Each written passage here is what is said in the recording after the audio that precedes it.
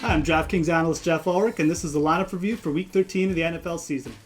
If you're new to the lineup review, we're going to review some winners lineups from DraftKings last week, and then we're going to break down these lineups and see what strategies and tips we can take to help us build better lineups in the future. So the first lineup we're going to look at today, the big winner of the Millionaire Maker tournament on DraftKings from last week, a player by the name of Don't Try This at Home 1. A couple interesting points about this lineup right off the bat. He used what we call a domination play. He used the complete Pittsburgh Steelers game stack. He used 4 position players from Pittsburgh, and he used the Pittsburgh defense. So that was really interesting. He must have been a Pittsburgh Steelers fan. The second kind of interesting point, he used a min-price tight end, only $2,500, got some really good savings there, targeted the New England Patriots. And then he also used 5 players on his lineup that were 14% owned or more. It just kind of goes to show you that you can target those chalky plays, those more popular plays in tournaments and still be successful. So I thought that was really interesting too. So what I really liked about this lineup from a strategy standpoint, the first thing is that he did use the domination play. He used the full Pittsburgh Steelers game stack. 4 Pittsburgh Steelers skill players and their defense. He was banking on the Steelers completely destroying the Colts, which they did. This is a bit of a risky tournament strategy, but can really pay off big, as we saw this week. I really like the fact that he used Ben Roethlisberger with Martavis Bryant and with DeAngelo Williams. DeAngelo Williams getting a huge workload right now. He's a great pass-catching running back too, so he's going to get you those PPR points. And then Martavis Bryant, he's been a little bit slow the past couple weeks, but he's a great red zone target. He's an athletic wide receiver, and he's still getting a lot of targets in this Pittsburgh offense.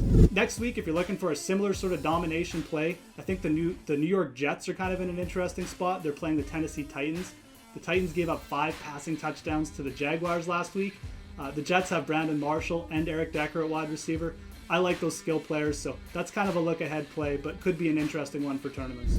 The second point about this lineup, he used the wide receiver defense correlation play with Antonio Brown and the Pittsburgh Steelers defense.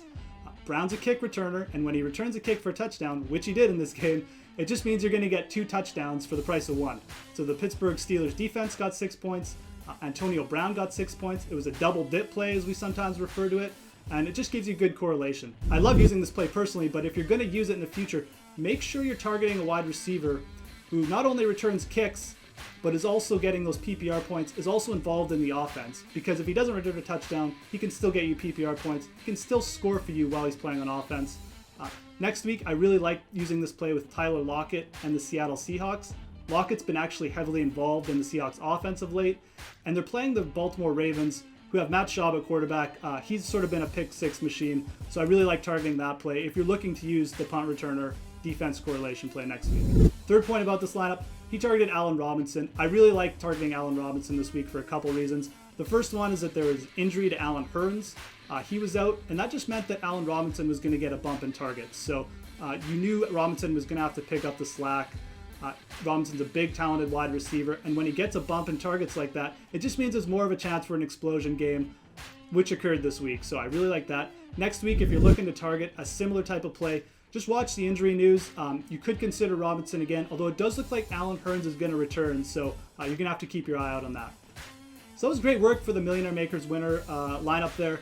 But let's look at the $9 qualifiers winners lineup. So this week's winner was a player by the name of Giles K. He followed my advice from last week.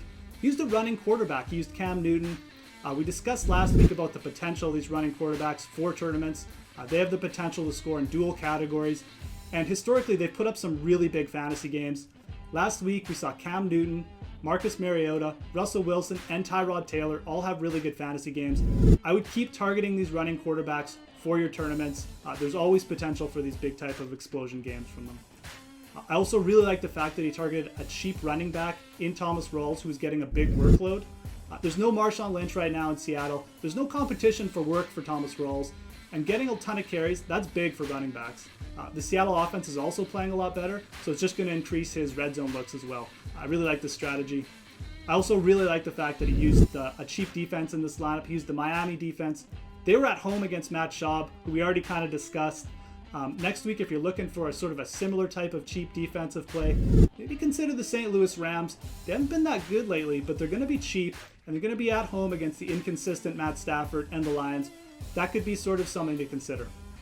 Just in closing, guys, just to review the 3 main points went over this week. don't be afraid to use that domination play in tournaments. Targeting all the players from one team on your roster. It's a risky strategy, but it can be a good way to get a big score. Using correlation plays with a wide receiver and a defense is also a good strategy. It can be a good way to get a big bump for your lineup. Just make sure you're targeting those wide receivers who are also involved in the pass game so they can get you those PPR points too.